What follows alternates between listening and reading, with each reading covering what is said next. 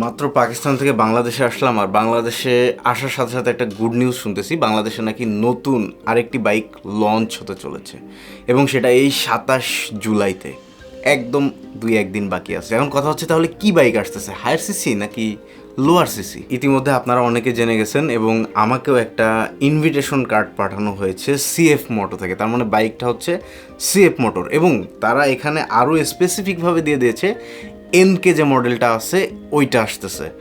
So NK আবার অনেকেই ভাববেন যে কমিউটার সেগমেন্টের বাইক, না, এনকে কিন্তু নেকেড স্পোর্টস। সো এই কারণে আমি এক্সাইটেড, আর আরও বেশি এক্সাইটেড কারণ এনকের তো 800 সিসি পর্যন্ত আসছে। একবার মনের ভিতরে তো চলেই আসলো যে ও মাই গড, 400 বা 800 সিসিরটা কি পাচ্ছি, 450 যেটা ওইটা পাচ্ছি বা 800 পাচ্ছি, এরকম কিছু। 800-এর কথা মাথায় আসে নাই, বাট 450টা সবার আগে মাথায় আসছে আমার। এনকের 450 অস্থির একটা বাইক ভাই।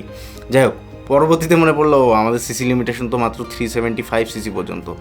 হয়তো সর্বোচ্চ যদি এনকের 400 সিসিটা থাকতো তাহলে ওইটা আসার একটা চান্সেস ছিল, বাট এনকের 300-এর পরের ধাপ হচ্ছে 450, তাই ওইটা আসার চান্স নাই। এখন কথা হচ্ছে তাহলে কোনটা আসতে পারে। আমাদের যে সিসি লিমিটেশন 375 সিসি, এর মধ্যে এনকের মোট 4টা মডেল আছে। এক হচ্ছে NK 125, NK 250, NK 250 light and NK 300। এই 4টা মডেলের মধ্যে একটা অলরেডি বাংলাদেশে অ্যাভেলেবেল রয়েছে, যেটা হচ্ছে এনকে 250। আর এনকে 300 আসার সম্ভাবনা আমার কাছে মনে হচ্ছে 80%। বাকি এনকে 125 বাকিটুকু সম্ভাবনা রয়েছে, আর এনকে 250 লাইট আসার সম্ভাবনা একদমই নাই আমার কাছে, এটাই মনে হচ্ছে। কারণ এনকে 250 অলরেডি আছে এবং লাইট ওইটার থেকে কম ফিচারওয়ালা, এবং এনকে 125 এবং এনকে 300 সর্বোচ্চ ফিচারওয়ালা, মানে যুগের সাথে তাল মিলিয়ে সর্বোচ্চ ফিচারওয়ালা বাইক এই দুইটা। তবে এনকে 300 আসলে আমি বেশি এক্সাইটেড থাকবো। সো আমি একটু ওয়েবসাইটে ঢুকে 300 এনকেটার স্পেসিফিকেশন দেখতে থাকি।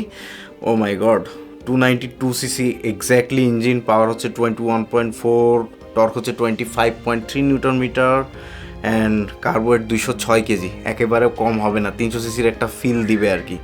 আর আরও অনেক অনেক ব্যাপার আছে। যাই হোক, আপনারা নিজেরাও ওয়েবসাইটে ঢুকে দেখে নিতে পারবেন, এটা আহামরি এমন কিছু না। আর বাইকটা লঞ্চ হওয়ার পরে যখন হাতে আসবে তখন বাকি ডিটেলস মিজু ভাই আপনাদেরকে দিবে, কোনো প্যারা নাই। সো আজকের ভিডিও থেকে বিদায় নিচ্ছি, আর বরাবরের মতো সিএফ মোটো যেন প্রাইসটা একদম সাধ্যের মধ্যেই রাখে যাতে সবাই বাইকটা কিনতে পারে। সো আল্লাহ হাফেজ অ্যান্ড আসসালামু আলাইকুম, দেখা হচ্ছে লঞ্চিং ইভেন্টে।